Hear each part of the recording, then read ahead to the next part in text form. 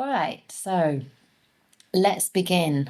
So today I thought that to lead on or to carry on from the theme of my weekend retreat last week, where we talked about values, shared values, and kindful speech. In that retreat, I mentioned a particular sutta called the Gosinga Sala Sutta. Actually, it's actually called the Mahagosinga Sutta. It's Majjhima number 32. I thought this might be nice. I mentioned it in the retreat because it talks about the meeting of many of the chief disciples of the Buddha and their conversation about their own values, we could say, their own qualities and the kind of things that they really aspire to develop in themselves and that they think are admirable and beautiful, virtuous qualities of the heart.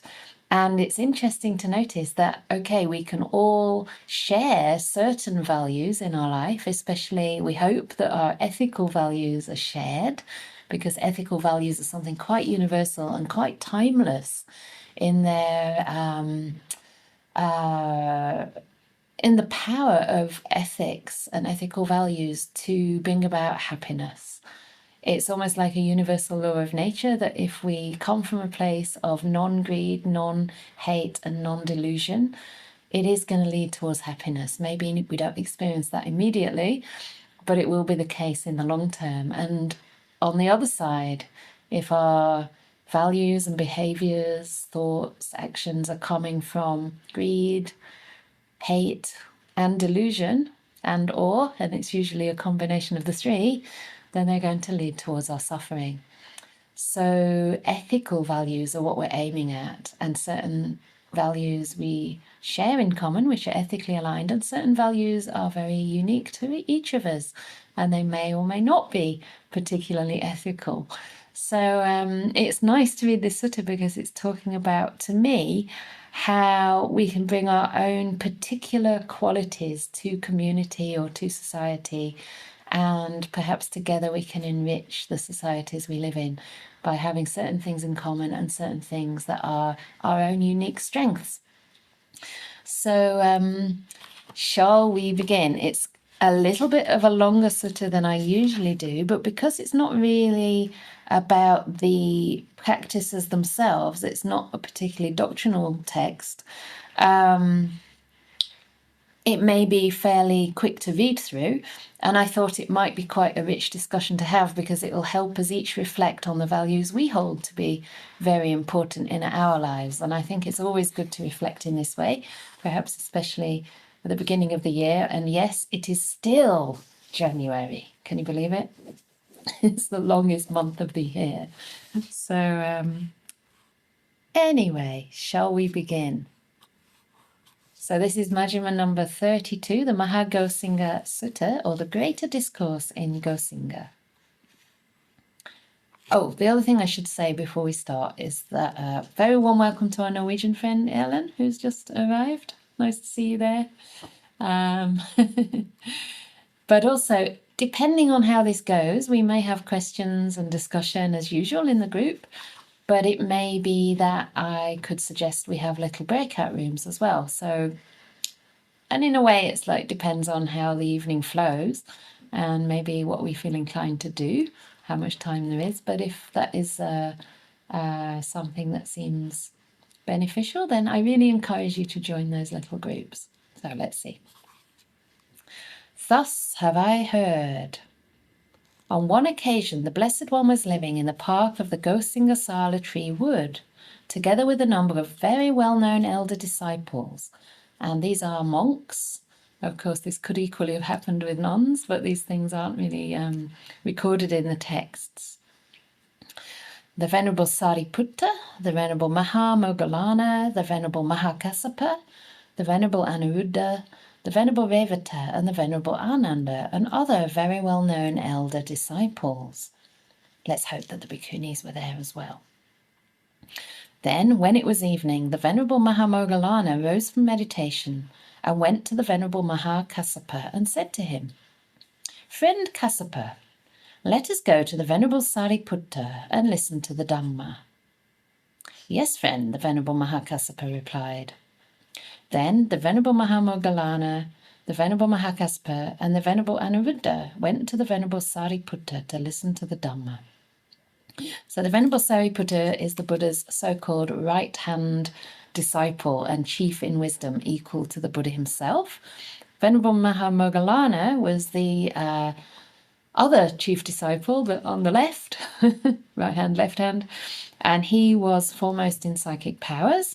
Venerable Mahakassapa was kind of foremost in asceticism, and he became almost like the father of the Sangha after the Buddha attained parinibbana, after the Buddha's khandhas ceased.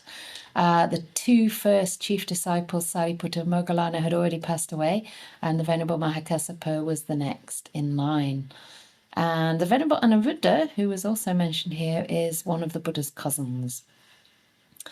Okay, and then Ananda comes in. The Venerable Ananda was the Buddha's attendant for, I think, 35 years from the time he was enlightened, more or less, and he's also a cousin. So the Venerable Ananda saw them going to the Venerable Sariputta to listen to the Dhamma.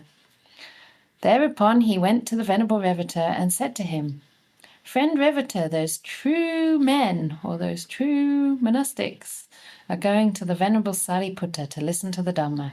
Let us also go to the Venerable Sariputta to listen to the Dhamma." "Yes, friend," the Venerable Revata replied. And then the Venerable Revata and the Venerable Ananda went to the Venerable Sariputta to listen to the Dhamma. It's getting really exciting. It's like when you say, "I'm going to this show. Do you want to go to this show?" "Oh, yeah, you're going. Can you get me a ticket as well?" Only this is actually to listen to the chief disciple of the Buddha. Can you imagine the interest and excitement there?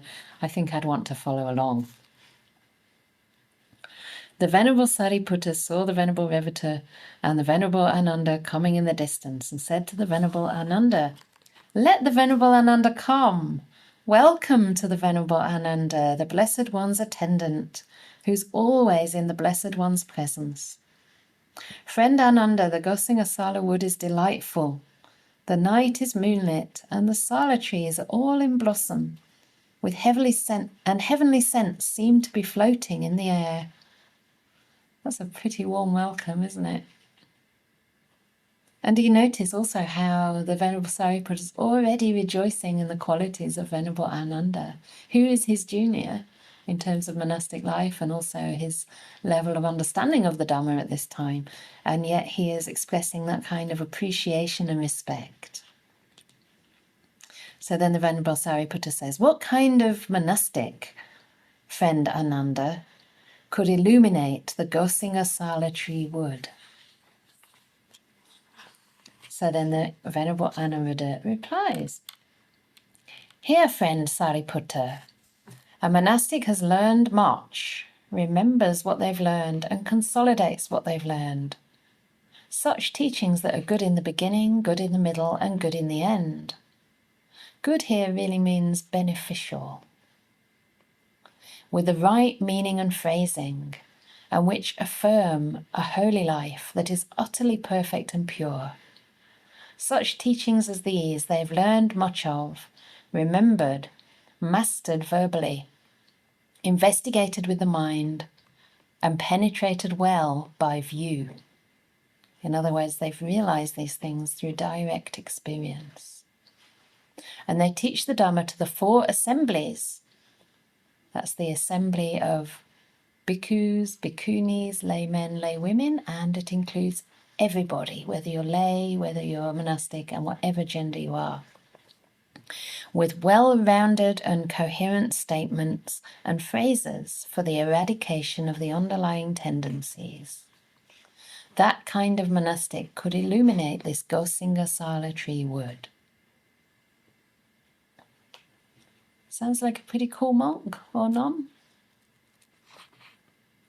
When this was said, the Venerable Sariputta addressed the Venerable Revata thus: "Friend Revata, the Venerable Ananda has spoken according to his own inspiration. Now we ask the Venerable Revata, Friend Revata, the Gosinga Sala tree wood is delightful. The night is moonlit. The sala trees are all in blossom, and heavenly scents seem to be floating in the air. What kind of monastic, friend Revata, could illuminate this Gosinga Sala tree wood?" So he answers to the Venerable Sariputta, "Here, friend Sariputta, a monastic delights in solitary meditation and takes delight in solitary meditation. They're devoted to internal serenity of mind. Do not neglect meditation. Possess insight and dwell in empty hearts. That kind of monastic could illuminate this Gosinga solitary wood." When this was said, the Venerable Sariputta addressed the Venerable Anuruddha thus: "Friend Anuruddha, the Venerable Revata has spoken according to his own inspiration. Now we ask the Venerable Anuruddha the same question." So I won't keep repeating the little refrain, but he's also talking about this beautiful, delightful wood. What kind of person could illuminate it further? So the friend Anuruddha says, "Here, friend Sariputta, with the divine eye which is purified and surpasses the human, a monastic surveys 1,000 worlds. Just as a person with good sight, when they've ascended to the upper palace chamber, might survey 1,000 wheel rims, so too with the divine eye which is purified and surpasses the human, a monastic surveys 1,000 worlds. That kind of monastic could illuminate this Gosinga solitary wood."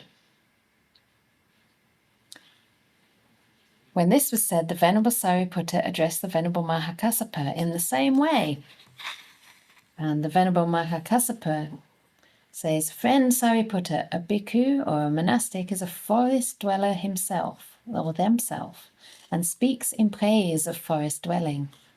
They're an alms food eater themselves and speak in praise of eating alms food. They're a refuse rag wearer themselves and speak in praise of wearing refuse rag robes. They're a triple robe wearer themselves and speaks in praise of wearing the triple robe. They have few wishes themselves and speak in praise of fewness of wishes. They're content themselves and speak in praise of contentment. They're secluded themselves and speak in praise of seclusion. They're aloof from society themselves and speak in praise of aloofness from society.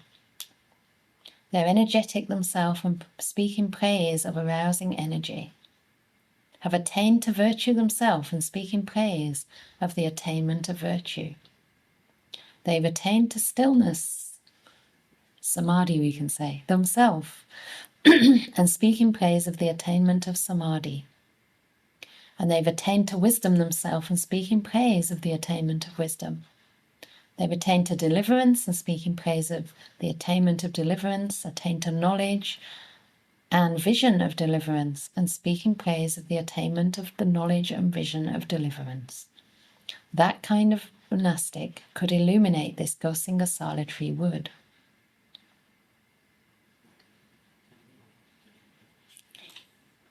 Shall I continue, or shall we already have a bit of conversation? Continue through? Yes. How's everyone in here? Good? When this was said, the Venerable Sariputta addressed the Venerable Mahamoggallana thus, in the same way. "Here, friend Sariputta, two monastics engage in talk on the higher Dhamma, and they question each other, and each being questioned by the other answers without foundering, and their talk rolls on in accordance with the Dhamma. That kind of bhikkhu or monastic could illuminate the Gosinga solitary wood."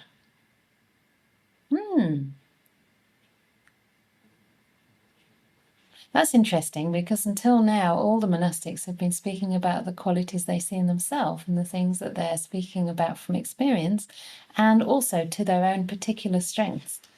And now the Venerable Mahamoggallana actually speaks about engaging in talk on the higher Dhamma, questioning one another and answering without foundering. Their talk rolling on in accordance with the Dhamma. So as I said in the beginning, the Venerable Mahamoggallana was actually foremost in psychic powers. So it's interesting to me that he describes this. Perhaps it's due to his close relationship with Venerable Sariputta and the fact that they used to like to talk about the Dhamma. Perhaps. That could even be seen as a psychic power, teaching the Dhamma, talking about the Dhamma. There is one place in the suttas where the Buddha says that teaching the Dhamma is the best of all the psychic powers. So it's all right to see 1,000 world systems. It might be quite a fun thing to do. What do you think? But it's a product of the practice, right? It's not necessarily an attainment worth seeking out.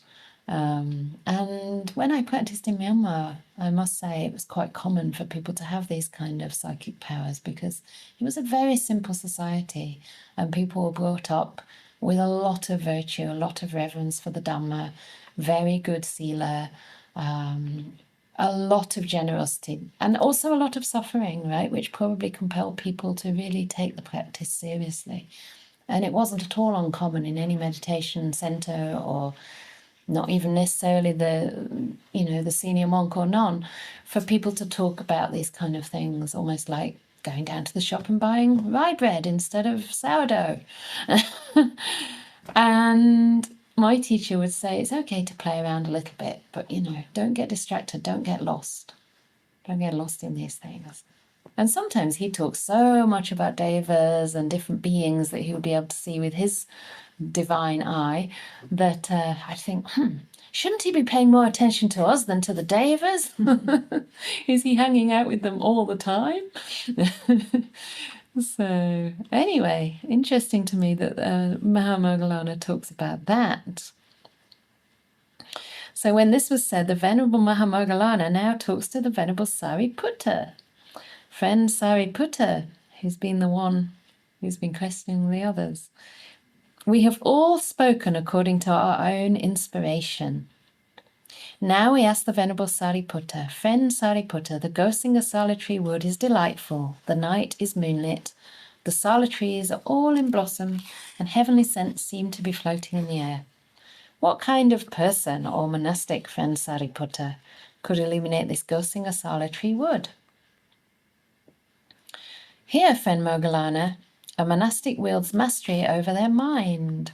They do not let the mind wield mastery over them.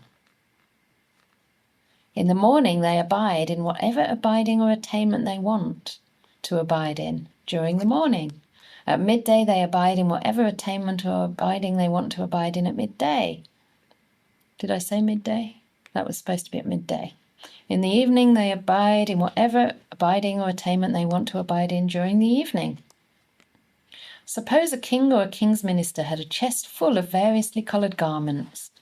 In the morning they could put on whatever pair of garments they wanted to put on in the morning. At midday they could put on whatever pair of garments they wanted to put on at midday. In the evening the same. So too, a person wields mastery over their mind and does not let the mind wield mastery over them. And in the morning, at midday, and in the evening, they abide in whatever abiding or attainment they want to abide in at that time. That kind of person could illuminate this Gosinga sala tree wood. Would you like that, to be able to say, okay, mind, I want you to stop thinking now, or I want you to be full of loving kindness, or I want you to enter the cessation of perception and feeling. What about that? Wouldn't that be incredible? So this is what the Venerable Sariputta values and no doubt can do himself. Then the Venerable Sariputta addressed those Venerable ones thus: Friends, we've all spoken according to our own inspiration. Let us go to the Blessed One and report this matter to him. As the Blessed One answers, so let us remember it. So then they repeat the whole thing to the Buddha, and I'm going to do the ... dots now because they're basically saying word for word, which shows how brilliant their memories were and how much a part of their life and the preservation of Dhamma depended on this kind of recitation and memory and repeating it then to the teacher as well. So they all repeat it word for word to the Buddha and ask for the Buddha's input on that. And at every time that they describe what a particular monk has said, the Buddha says, good, good. This monk, speaking rightly, should speak as they did. So when it came to Venerable Revata, for example, they say, good, good, Sariputta, Revata, Venerable Revata, speaking rightly, should speak just as he did, for Revata delights in solitary meditation, takes delight in solitary meditation, is devoted to internal serenity of mind, does not neglect meditation, possesses insight, and dwells in empty hearts. And the same for everybody else. So good, good. Anuruddha, speaking rightly, should speak just as he did. For with the divine eye, which is purified and surpasses the human, Anuruddha surveys 1,000 worlds. Interestingly, in Bhante Sujato's translation, instead of saying he's spoken to his own inspiration or speaking rightly, I think he says something like, this person spoke according to what was right for him. So it's the same sentiment, but it's implying that they're speaking with a level of integrity here, right? They're speaking in a way that they actually practice. And I think this is one of the important things about values when we reflect on the values we hold as the most important and the kind of guiding principles of our lives. Sometimes we can hold them very dearly, but we're not really giving them the priority they deserve in our lives. And I think one of the beautiful things here is that the monastics were actually gaining inspiration in the way they practiced and being able to rejoice in that, being able to rejoice in their own ethical integrity. So we're nearly at the end of the reading. So the Buddha is just confirming everybody's statement and saying that they've spoken well. And then when this was said, the Venerable Sariputta asks the Blessed One, Venerable Sir, which of us has spoken well? In other words, who's right? Is there a right or a wrong? And the Buddha says, you've all spoken well, Sariputta, each in your own way. Hear also from me what kind of bhikkhu, what kind of monastic could illuminate this Gosinga Sala tree wood.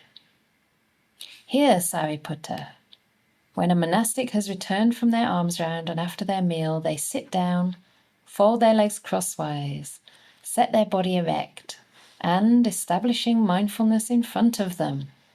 This is Satim Parimukham Upatapetwa. It's the little refrain that happens at the beginning of the Satipatthana Sutta and the Anapanasati Sutta that is often translated as establishing one's mindfulness around the mouth. Parimukham, which means here. And this is what actually a lot of meditation teachers teach in Myanmar, that we should establish our mindfulness near to this area where the breath comes in and the breath goes out. But Ajahn Brahm's kind of railed against that, and here also the Venerable Bhikkhu Bodhi has agreed to translate it as establishing mindfulness in front of one. I think since this, actually, Ajahn Brahm's further said that it doesn't even mean physically in front, because in front of one, where do you exist? Whereabout is one? I know, in front of your belly, is your belly who you are? Is your big toe who you are? So in front of one, it's again kind of spatial, right? And awareness doesn't really happen in a place. So the Buddhist, Ajahn Brahm says that what it really means is to establish mindfulness first of all. In other words, to establish mindfulness as a priority, parimukham. Anyway, so establishing mindfulness in front or as a priority, one resolves, I shall not break this sitting position until, through not clinging, my mind is liberated from the taints. That means from all the defilements. This kind of monastic could illuminate this Gosinga Sala tree wood. That is what the Blessed One said. Those venerable ones were satisfied and delighted in the Blessed One's words. It doesn't say they became enlightened, because they were pretty much all enlightened already. And in a way, each person's little inspiration and what the kind of person they thought could illuminate the forest were all pointing at, deep wisdom and attainments. So that is the sutta. And we actually talked about this at tea time recently. It was interesting because one of the people said that they were surprised that the monks were basically valuing qualities that they had themselves. In other words, they were in a way praising themselves, right? Which may seem kind of counterintuitive, or maybe it is something that monks are likely to do, perhaps see things through their own eyes in that way. And we were thinking that would it be any different if there's a group of women or a group of gender diverse folks or a mixed group of people? Would we all be saying that? You know, kind of bringing up our own particular strengths? Or maybe we'd be looking at strengths that we don't yet have. I don't know. But it'd be interesting to hear what people in the room think about this, and whether there's anyone you related to the most, or whether for you a completely different kind of practitioner would illuminate the forest. So I would love to open it up for any discussion and thoughts you may have. So Manori, coming to you. Yeah, so I was thinking they are very senior monks and they have these perfect qualities in their mind and they have achieved those qualities, they have attained Yeah. those qualities. So, and they have completed, and so that those are the qualities that they think the perfect, the highest. So Yeah. they're confident in it. I don't see that they're bragging about it, but No. I hear a confidence. Yes. Yeah. Great. That's beautiful. I definitely don't think they're bragging either, not at all. It's just kind of interesting that they do talk about their attainments. I think there was a thing in the Buddha's day where you would do what they used to call a lion's roar, and it would be seen as something inspirational, you know, especially if it's coming from a person who has those qualities. So you give your lion's roar and you kind of embody what you're saying, and it has that extra power because of that. So yeah, I think you're right about that. It's quite different probably from how we might feel about our developing qualities that are not yet perfected. Yeah. I'll come to Shirley and then to the chat. Hi. Can you unmute? I think I'm really going to echo what Minori said. I think Ananda wasn't, I think they were all enlightened, fully enlightened apart from Ananda, but he was, I think, at least a stream enterer. So they'd got beyond ego. And so they were just able to say, look, I've got this beautiful quality. And I was reading, when I was at the Vihara, I was reading about this eminent laywoman who actually praised herself in front of Sariputta, I think. Brilliant. And it was just really weird. And I thought, yes, but she'd gone, and they were just rejoicing in their own, they were just rejoicing in the beauty of their own actions. Yeah. There wasn't any ego there at all. Right. So they'd be able to rejoice in their own actions and other people's actions without any ego at all. Yes. So that's nothing really new, because that's really what Minori said. But I'd just like to add that from me, the person that would illuminate the Gosinga Grove would be somebody practicing the Brahma Viharas. That's what I would place it. Yeah, fantastic. So is that what you actually orient yourself to? It's interesting because I think I'd rather have wisdom, because actually I was actually bursting with metta when I did the metta meditation after returning from the Vihara, and I was sort of bursting with energy and metta, and ever since then it's gone sort of really flat and dull and a bit grumpy and a bit uninspired. Oh, I mean, I haven't been, and then I thought, well, it's just normal. it's just impermanence. That's okay. Yeah. I don't have to. And I think you often said that actually practicing the Brahma Viharas, it's not, you don't always feel this lovely, you just want to feel, all it, but it's actually working on it and then just sort of saying, well, no, I'm not going to dwell in this grumpiness. I'm going to try and wish these people well. And going to that intention, which is what you said. So maybe I would incline to wisdom, actually, and actually Yeah.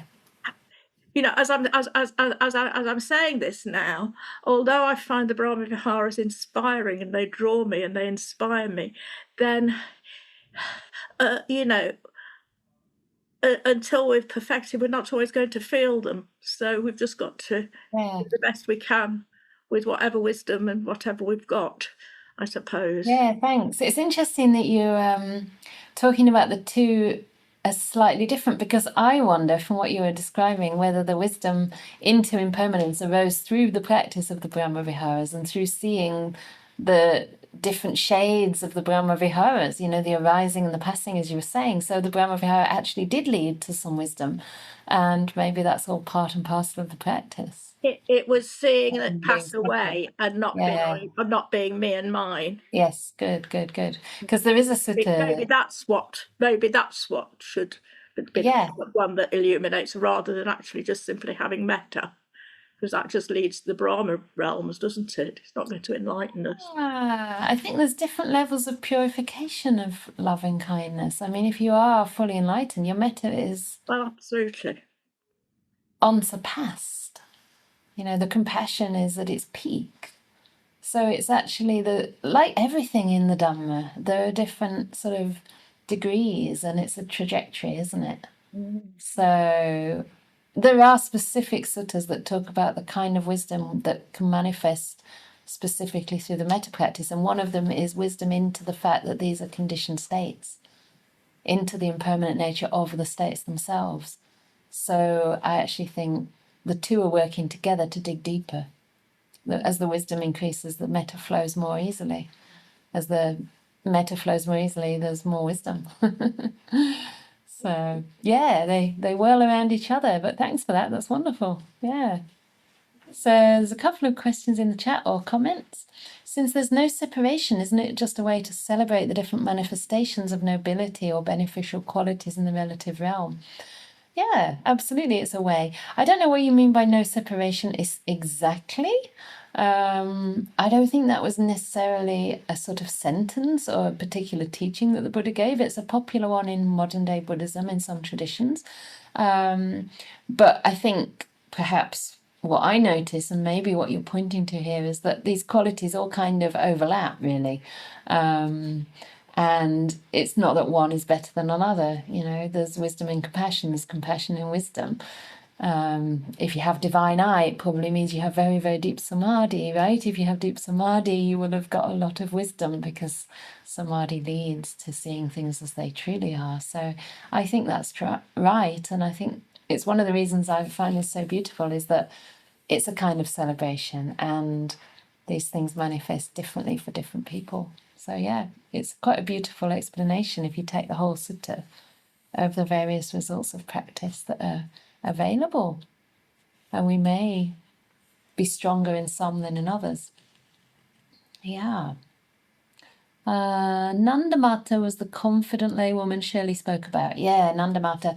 She was one of the foremost female lay disciples, and there was Nanda Pitta as well, basically the mother and father of Nanda. And I think she was, you know, the wiser one of the two. I don't know. I think they were both stream winners at least, if not anagamis. I'm not sure. But yeah, she was certainly very wise. So thanks for that. I would be curious to start kind of inquiring among ourselves what kind of qualities we think would be worth cultivating, or what kind of qualities do you see in yourself? And be honest about it. You know, what are your values? What kind of qualities are you starting to see and be able to celebrate in yourself? This is an unusual kind of line of questioning, I think, for most people raised in Western societies, or societies where we're taught to kind of be extremely critical, self-effacing, or even downright denigrating of ourselves. And remember, this isn't a practice that's enhancing the sense of self. We're just doing this to actually celebrate qualities that can lead us beyond identifying with a permanent self.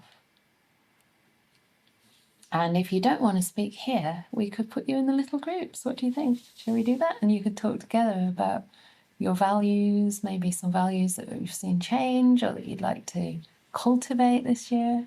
Shall we do that? I'd be really up for doing it, as long as I don't lose too many of you, or any of you. Now we've got suddenly 2 questions. All right, we'll go for a couple of these and then we'll consider doing the groups. So Joseph. Hi. Hello, Venerable. Hello. I liked how you, I think you mentioned that Venerable Mahagosinga was the father of the Sangha. So it just kind of stood out to me. Hearing you talk about, I'm thinking about him right now. I was going to say Venerable Subhuti. I'm really grateful you taught us the non-conflict sutta. I think that's another quality I would like to cultivate more, non-conflict. But in terms of something that I'm really grateful for is kind of the way that Ajahn Brahm taught metta was like, the kitten analogy, imaginary, having like an imaginary kitten. And these past few days, I've been thinking about recollecting the arahants as a metta object, as like the best friend. The arahants are respectfully, of course, and remembering what are the qualities of an arahant. I noticed that they came up with Mahagosinga talking about how he had fulfilled ethics, samadhi, wisdom, liberation, knowledge, and vision of liberation, and seeing those as sublime qualities to rejoice in. Directing the Brahma Viharas towards the Arahants, I feel like would be a really inspiring, having joy for the Arahants, having care for the Arahants, having friendliness towards three perfected ones, rejoicing and being peaceful and wishing to be peaceful like the Arahants, I think is something sublime. I just felt inspired to share that and rejoice in that with you all. Thank you. Thank you.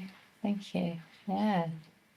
Certainly, I think when we reflect on qualities that we admire, in a way, we're inviting them to start developing in our hearts, aren't we? We're bringing them to mind and we're valuing them. We're putting them at the front of our mind.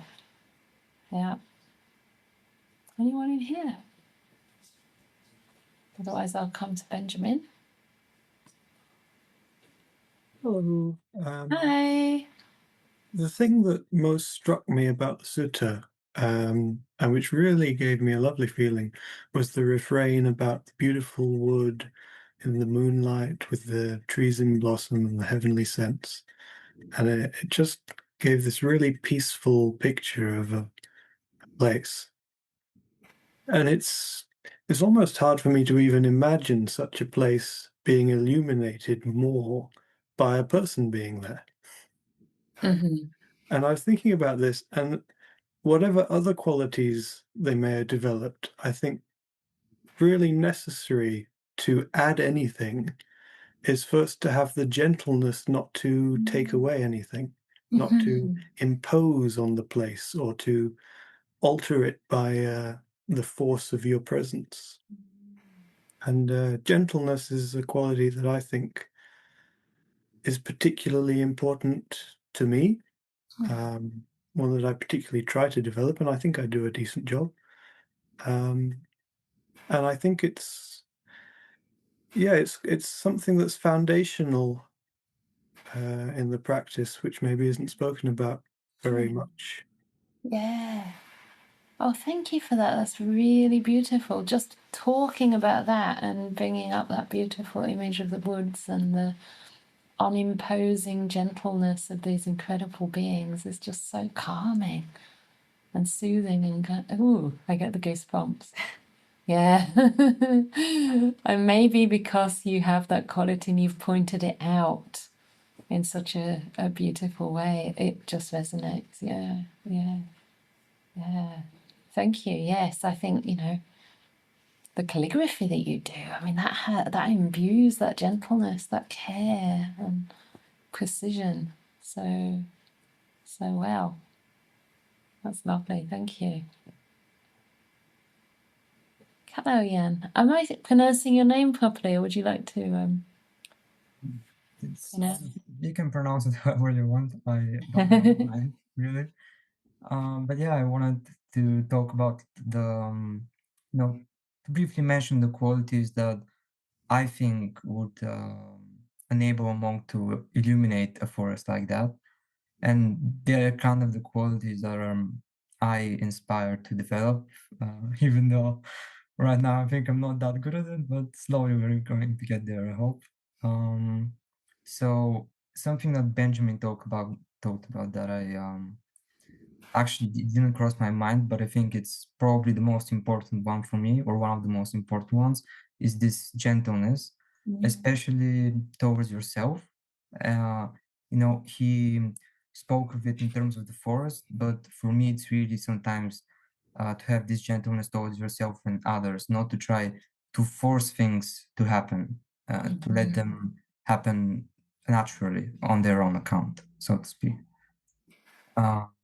And the other one is probably contentment. Yeah. That one for me is really important because, like we said, things are not always very bright. We are grumpy. We have many other different states, and if you show that contentment towards them, they're just really easy to deal with, so to speak. And the other one was kindness. A monk who is very kind towards other people, very sort of a warm attitude. He has a very warm attitude towards others. And the other one is a monk that is easy to admonish. This is another quality I've seen sometimes mentioned, I think, in the suttas. Yeah. Someone who is easy to admonish, who accepts criticism from others when needed. Yeah, fantastic. Wow, thank you so much. They're beautiful qualities, and somehow they just go together so well. You know, the gentleness, and you were saying in the sense that gentleness means we're not forcing things to happen at a certain time. I often think of that as one of these 3 right intentions, you know, the one about avihimsaka, which is non-harming, but often translated by Ajahn Brahm as gentleness. And an aspect of that gentleness is patience. You know, real, genuine patience, which is understanding that, yeah, like you said, things will work out in their own time according to cause and effect, and we don't need to force it. In fact, we can't really force it. And yeah, the contentment, the more we're content with what's here right now, the more we can really fully open to it and, yeah, allow that process. So they go very beautifully together. The kindness, of course, is also an aspect of that second factor of the Eightfold Path. So you're banging away at that point, and then gently, and then the non-admonish, the being able to accept feedback. The Buddha says again and again, a person who can't accept feedback is basically impossible to train. There's a sutta which actually relates it to being like a horse that's impossible to train, and you're just basically dead in the training. And I think it's because we lack, when we're so defensive, you know, of course we're not gentle, but we also lack that humility, which is a part, again, of gentleness. Yeah. So, very beautiful. I like that. We should include that in the sutta. Lovely. Thank you for your contribution. And Marianne, have you got some aspirational qualities or? Yeah, but the question that was that like kind of came to me now was more in a direct kind of conversation with what is coming up here. Like I really appreciate this emphasis on gentleness, on patience, on like on contentment, but then I also, so I don't have the memory that these of the monks of this time, so I don't remember word for word what was said in the sutta, but the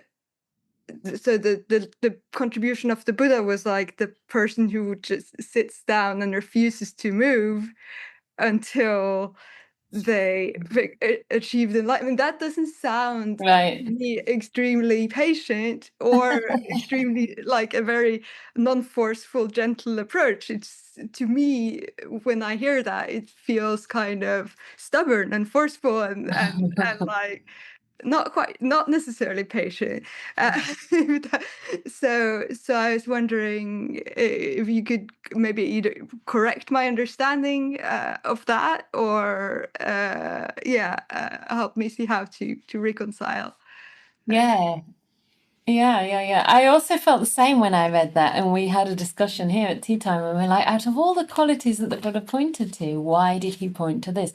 In other words, out of all the qualities the Buddha was known for, right? Because for me, he was like Mahakarunika, the great compassionate one. That was how he was known.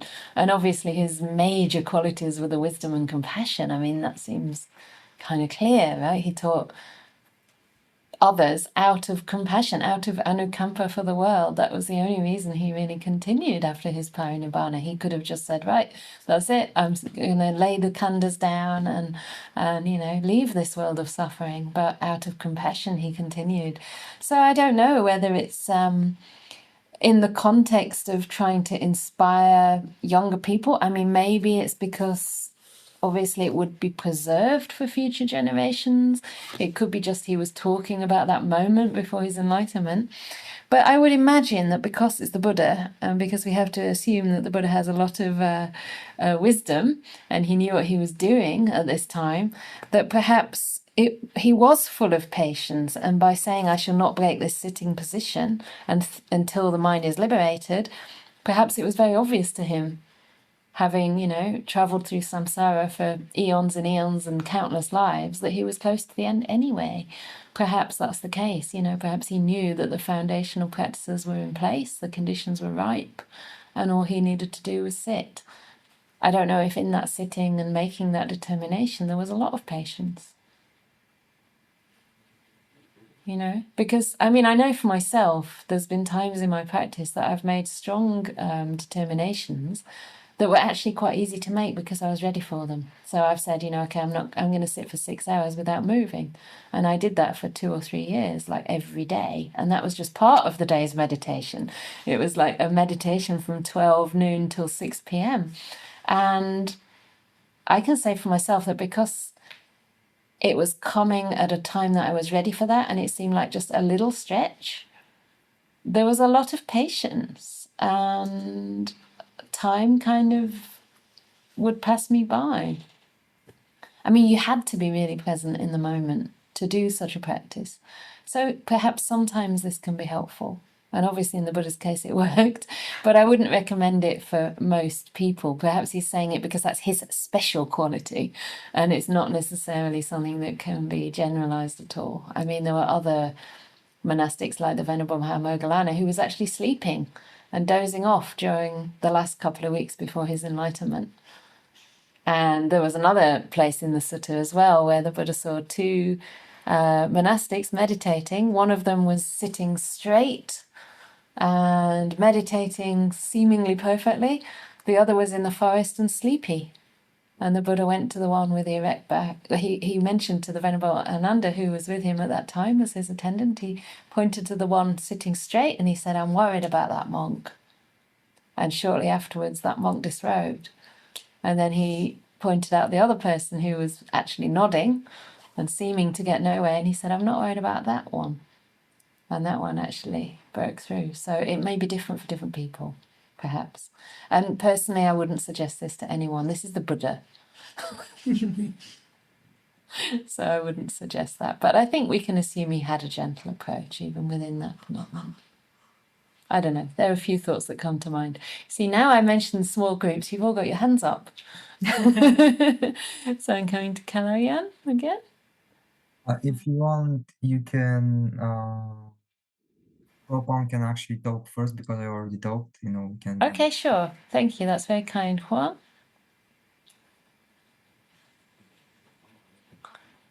Yeah, I think it's very beautiful sutta. But when I listen to this sutta, and there's some confusion coming to my mind because I understand that one of the main principle in Buddhism is in no self. But through this sutta, I think lots of monks talk about their own quality. Uh-huh. I just wonder, is that also against no self, or what's the difference between talking about their own quality and no self? Are they different? Yeah. I think, if a person has seen through non-self, then they are able to just observe phenomena and qualities as qualities, and there's not that attachment or identification with them. So if you actually see the language in this, nobody ever says, this kind of person who's just like me, or I am the kind of person who would illuminate this Sala forest, this, what is it called? Sala tree grove? Is that right? They don't actually speak in those terms. They're speaking in a different way about the qualities themselves. And I think this is one of the fears that we have when there is still a sense of self, that if we notice and recognize certain qualities within us, it might enhance the ego. But it actually doesn't when we understand that these qualities arise from certain causes and they have a certain effect on our mind. So the Buddha actually suggested that we should reflect frequently on the qualities that we see developing in ourselves, and it's more to encourage ourselves than to kind of get disheartened. I don't know about for you, it depends how we condition, but for me, it's much easier to kind of start contracting around a sense of self that's critical and that focuses on faults and thinking, oh, this is my weakness, this is what I did wrong. That tends to be when the sense of self gets kind of solidified. Whereas if I'm just seeing qualities in myself and I'm like able to accept or acknowledge that this is there, or at least this intention is there, then that's a cause for like uplifting the mind and freeing the mind from too much obsession about the self. Am I okay? Am I doing okay? Did I do something wrong? And it becomes more about something uplifting and inspirational. So I think in this case, they're actually talking in an inspired way about the qualities that are there. But to me, the point, one of the major points of this sutta is that it's that integrity. The fact that they're not praising anything that they're not practicing. Does that make sense? Because there are people in the world who, you know, will praise certain qualities and even attribute them to themselves, but then they don't practice them. So here, to me, it seems very kind of congruent with the way they actually practice. And these are just qualities that they appreciate. Does that make sense? I don't know. I mean, it's a good exploration to have, you know, to ask yourself, you know, will bringing up certain qualities and rejoicing in certain things in myself, will it enhance the ego, or is there a different way I can look at it? Yeah, thank you. And I think, yes, that a little bit confusing when we think about talking about, especially monk talking about their own quality and practice no self. Then I don't know the border to distinguish between that two boundary. I think it's very gray and very hard to practice. And anyway, thank you. Yeah, thanks for bringing it up. Yeah, that's great. Okay, so someone's saying, could part of the point be that different qualities can all lead to and be full expressions of the same enlightened state? Yes, absolutely. That's what I was sort of pointing to. I think that's the case. So each person should cultivate the ones that they're most able to express fully. Yeah, the ones they're most able to express fully, I mean, that's the case eventually, right? But it could also be the ones that we're more inspired by, that we're more naturally inclined towards, maybe that come easily to us. I mean, that's a whole other sort of realm of inquiry, isn't it? Do we develop the qualities that we're actually stronger in and just keep developing them, or do we work on the ones which we haven't given much attention to yet? I think a little bit of both is probably good. That's my feeling. I do go with my strengths. I acknowledge my strengths and kind of make much of them, but then sometimes there's times I say, okay, maybe this quality still needs some attention or a bit extra attention. So, yeah. Yeah, we do have natural propensities in one direction or another, and again, that's not self, it's just due to causes and conditions. And also there may be external causes and conditions which enable you to develop certain qualities at a particular time. You know, if your day is very busy, we were talking about that this evening, or if we find that we're developing, you know, irritation or frustration, then, and meeting a lot of people, having to meet a lot of people, then it might be a good idea to develop more loving kindness, right? Rather than, say, practice breath meditation or something else. But then in other situations, like when I'm on my rains retreat, I know that I've got 3 months straight, almost, with less likelihood of being disturbed. So that's the time that I allow my mind to really cultivate anapana practice. So, yeah. I think also being able to acknowledge and kind of celebrate our own strengths is really important, because we have something unique to contribute. Each of us does. We're not all the same, and we don't need to all be the same, and the world would be a very boring and kind of scary place, wouldn't it, if we were all the same? My goodness. Your reference to the causes and conditions of such beneficial qualities was key for me and suggestive of anatta. Yeah. Yeah, that's right. I mean, we can actually take beneficial qualities as aspirations and try to see what causes and conditions incline the mind towards them. Or we can notice that we have certain qualities and undermine any sense of clinging or identification with those by realizing that these qualities have grown due to the way we were brought up, for example, due to the input we've had. I mean, sometimes, you can see people in the world behaving in ways that just seem abhorrent and so, shocking, really. And I often remember when I see that these people haven't had the chance to hear the Dhamma, They don't know the right path because they haven't had the chance to hear the Dhamma. I've had the chance to hear it, so of course it's less likely for me to behave in those ways. So to realise that everything is the product of causes and conditions, even what we think of as choice, we only see a limited number of choices ahead of us, don't we? Even down to things like career choices. I've been talking in the last couple of days with some friends about, how does somebody get into that kind of line of work or that kind of job? How would you even know it was an option? And it's a whole train of very peculiar events and situations and traveling to certain places that then lead up to somebody, finding a particular path in life that you'd never expect to find. So it's very much along the lines of non-self. Yeah. Maybe they can more deeply rejoice in the qualities that they see from personal experience has led them towards liberation and peace. Yeah. Yeah, because we have to remember, again, like I think Shirley Ann Manori said at the beginning, these people are free from the sense of self. They're enlightened. So we have to presume they don't have that personal identification, but they are able to rejoice in both the qualities that led them there and the qualities that are the outcome of their practice. Yeah. Oh.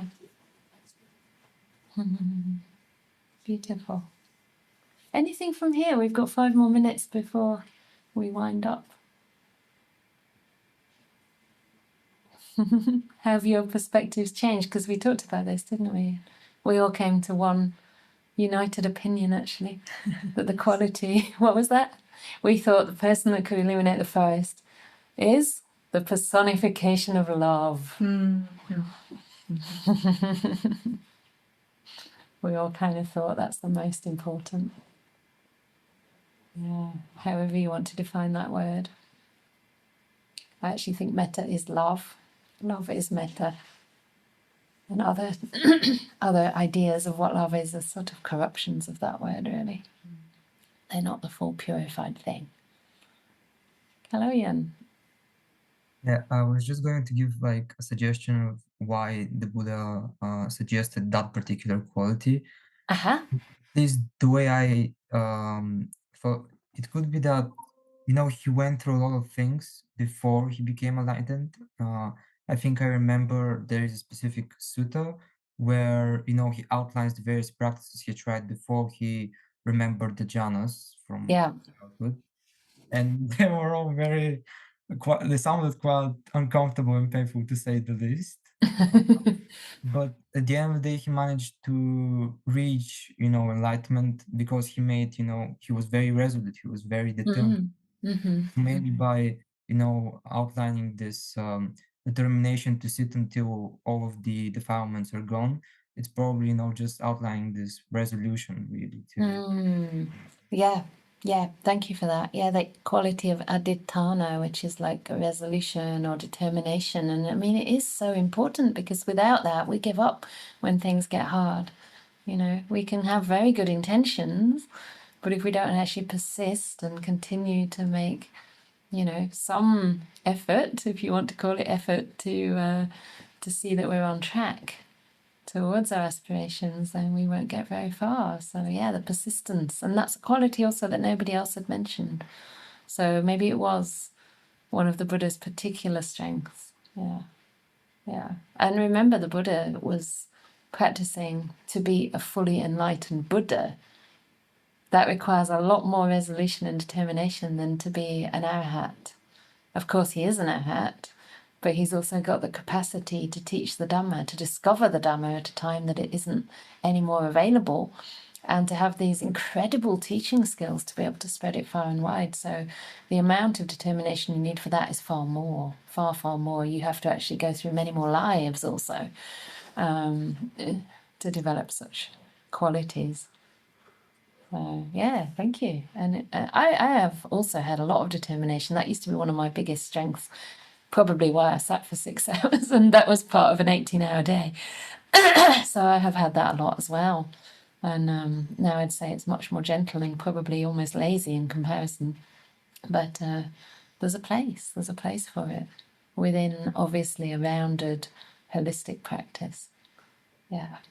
Because remember, the main message of the Buddha's life really was to practice the Eightfold Path, right? There were 8 factors of that path that all have to be developed, and that includes the gentleness and the loving kindness and all the other things. So. Yeah, so last few comments in the chat. Metta Queen Samavati must have illuminated the entire palace. Yes, absolutely. She lived in a palace. She was Queen Samavati, and she was foremost in loving kindness in the Buddha's day. She was a lay woman and a very wonderful practitioner of loving kindness. And Shirley said, yes, but helped by Kujuttara, who memorized the Dhamma. 2 FMTY, what? Heroines. What does that mean? 2 FMTY? Heroines. 2 of my heroines. I thought it was some kind It of was a women typo. called 2 lingo. of my heroines. Right. 2 of your heroines. Brilliant. Excellent. These days I never know. I think it's some kind of jazzy lingo from the younger generation. I thought Shirley was like, because you're hanging out here, you pick something up. Excellent. Any last comment from here? Okay, any qualities that we haven't touched upon? Courage. Awesome. Courage. Social harmony. Social harmony, the ability to live in harmony with each other, or the condition of social harmony. Well, I guess like the thing which metta brings to a community to me feels like creating that like harmonious space. Yeah. Or the thing that the moonlight brings to a forest, that's part of it, isn't it? A beautiful, peaceful, safe space. Yeah. Social harmony. More comments in the chat. The 4 foundations of fellowship. That's interesting. I've not heard of that one. Is that a Buddhist thing or is that a thing in the world? It sounds lovely. Shirley says generosity. Jill says restraint. The beautiful thing about all these qualities is they're like pieces of a cake, they look different, but it actually has all the ingredients in it. So if you have generosity, you end up having all the other things too. I mean, for generosity, you have to have some restraint, right? Patience and contentment. I must say I veer towards these things now. Patience, contentment, gentleness, kindness. For me, this is all right intention or right way of relating, the second factor of the Noble Path. Beautiful. Giving gifts, kindly speech, beneficial conduct, and equality. They're the 4 foundations of fellowship. That is the power of support. Giving gifts, kindly speech, beneficial conduct, and the equality. That's beautiful. I love the equality. What about nekama? Can a layperson aspire and develop it? Absolutely. That means renunciation. You renounced all your holiday time to be on retreat. You only have 5 days left, and that's also for Buddhist activities. So that's nekama. You've renounced indulging and fritting away money. You've renounced so many things. Just have a think about what it is you've renounced. You're renouncing unwholesome qualities to cultivate the wholesome as much as you possibly can. You're renouncing ill will to cultivate loving kindness. You know, when Susie saw you just now, she said, you always look so happy. And it's true, because I know why. You practice so much metta. So you often have a smile and a sense of gentleness and joy on your face. So yeah, nekama is wonderful, you know. Think about what you can let go more of. I mean, simplify your life. Yeah, but most of all, it's renouncing, abandoning unwholesome states, renouncing craving eventually, right? Out of all the Four Noble Truths, the Buddha said the second truth, craving, is to be abandoned. Pahana means giving up, abandoning. It's very similar to nekama. And the 4 ways of letting go, they're all variations on nekama. Chaga, giving, generosity, that's nekama. Patinissaga, anything with nissaga on the end is kind of letting go. Nissaga, patinissaga is like giving things away, throwing things away. And there's vosaga, which also means letting go. So we've got chaga, patinissaga. Mutti is like freeing ourselves, lightening the load. And analia, letting things fall off us, letting praise and blame and everything just wash off. So, yeah, third noble truth. All the qualities mentioned at the beginning of the Metta Sutta, yes, also. And then lastly, Hataka of Alavi was a lay exemplar foremost in gathering a following, using the 4 bases of sympathy. That probably means of compassion or anukampa, and was known for his ability to bring others to Buddhism. Hataka of Alavi. I think, okay, the 4 bases of sympathy. I didn't know that. I know he was one of the main lay male disciples of the Buddha, so that's wonderful to know. Thank you. Excellent. Thank you so much, everybody. It seems we're out of time and we haven't even done the final little talk from Minori. Do you want to say very quickly a few words, Minori, before I mention the upcoming events? Where's Minori vanished to? I am here. Yeah. Super. Yeah. You have to just jump in. Yeah, very quick few words on dana, that is generosity, and how the anukampa can help us to cultivate this quality. This is a practice that as Buddhists we aspire to develop, and you know that there are ways that we can give the donations, finance donations through the website, and there will be a link in the chat if you don't know. There are different ways, and donation through your standing order donations, online volunteering, meals, providing meals, sending groceries if you are far away. There's so many different ways. And I'll give a little space for Venerable to talk about the events. Thank you. Thank you so much. I'm just going to try and remove your spotlight. And now I have to think about which upcoming events there are, which is also a way to be generous. Come to our events and practice the Dhamma. That's generous, isn't it? So what's coming up? So tomorrow here we have a half-day retreat, but I don't think we're Zooming it, but we will be recording it. On next Wednesday, we have our usual chanting, and then Friday and Saturday, the Sutta and the Metta. And I am working on organising a weekend online retreat. I don't know if it's going to be the 7th and 8th of March.